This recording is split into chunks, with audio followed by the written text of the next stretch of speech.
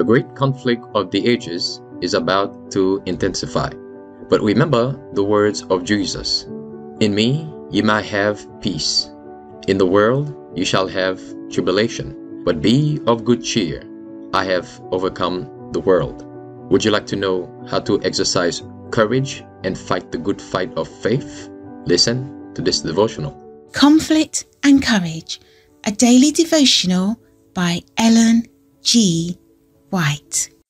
His last mistake. Uzzah put forth his hand to the ark of God and took hold of it, for the oxen shook it, and the anger of the Lord was kindled against Uzzah, and God smote him there for his error.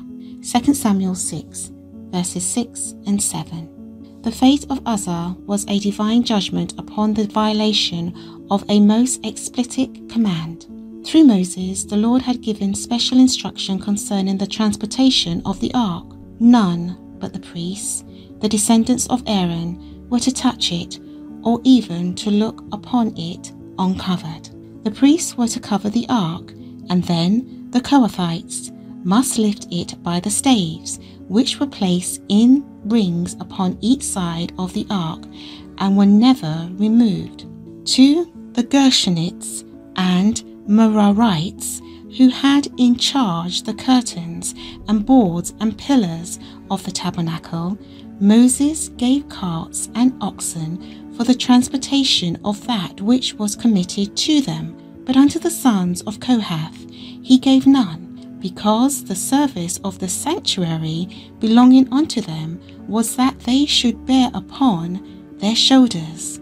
Numbers 7, verse 9. Thus the bringing of the ark from Kiriath Jehoram, there had been a direct and inexcusable disregard of the Lord's directions. The Philistine, who had not a knowledge of God's law, had placed the ark upon a cart when they returned it to Israel, and the Lord accepted the effort which they made. But the Israelites had in their hands a plain statement of the will of God in all these matters, and their neglect of these instructions was dishonoring to God.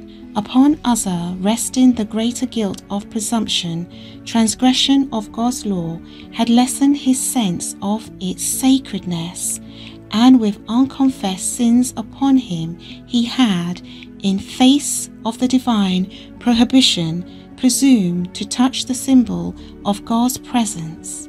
God can accept no partial obedience, no lax way of treating his commandments. By the judgment upon Uzzah, he designed to impress upon all Israel the importance of giving strict heed to his requirements. Thus, the death of that one man, by leading the people to repentance, might prevent the necessity of inflicting judgments upon thousands.